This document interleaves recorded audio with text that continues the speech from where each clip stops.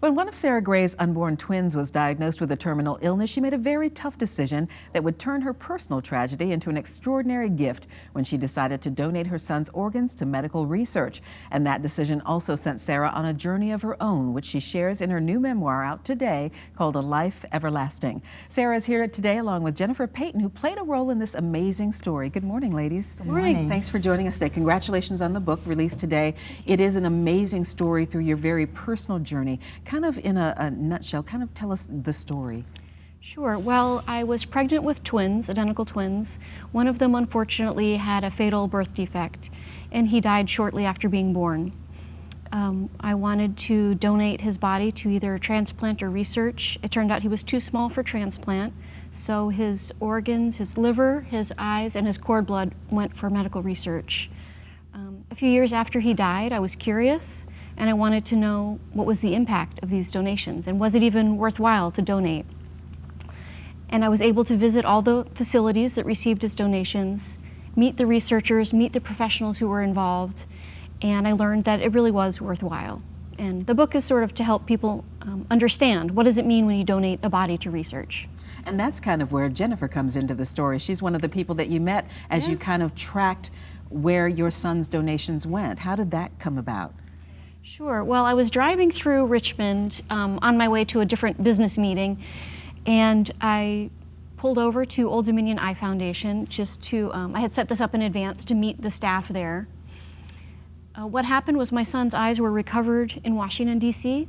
at Children's National Medical Center. They were then driven to Richmond, where Jennifer Payton, my girl here, she looked at them under a microscope and she evaluated them and determined that they were suitable for research. And she FedExed them to a Harvard medical facility called Scapin's Eye Research Institute. So I set up this meeting in advance where I just wanted to tour the facility, meet the people, and just see what was going on. And it was really interesting. Jennifer, was it unique that someone who had made a donation in this way wanted to come in and meet the people behind the story? Absolutely, because Sarah was actually my first family that I got to meet close and personal. And it was a pleasure meeting her and to get to know her and to hear her story. And from her story, we got to understand that research donation is just as important as transplantable donation.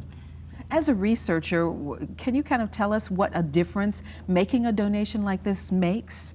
Yes, absolutely, because the research does help in finding cures in Alzheimer's disease, Parkinson's disease, glaucoma, diabetic-related eye disorders. So, and there's many more out there that research tissue can be utilized in.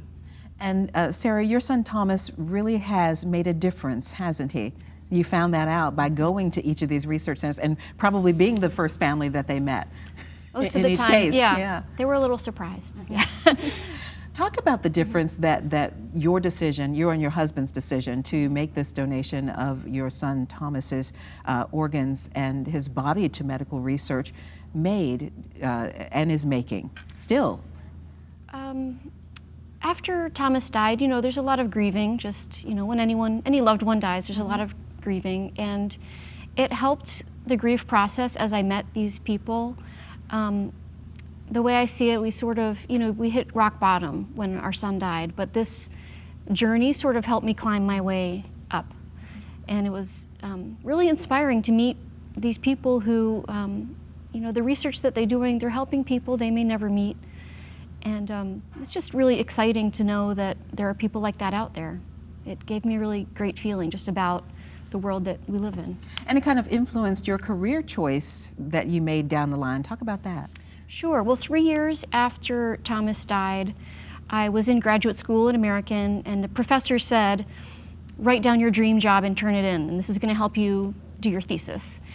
And I really liked my job. I was helping people with disabilities, and but I thought, to take it a step farther, I would love to do some sort of communications for a transplant or donation organization.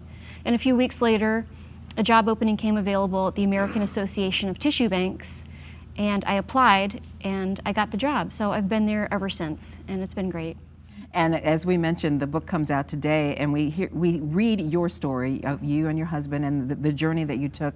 How's Callum doing, the twin? He's doing great. He's 6 years old. He's healthy. He is in first grade, and he's learning how to read. And we just had a new baby girl 3 months ago, Jocelyn. So Congratulations, the thank family you. grows. It is an amazing and heartwarming and heart-tugging story that you share. Thank you so much for coming to see us today. Thanks for having me. You're very welcome.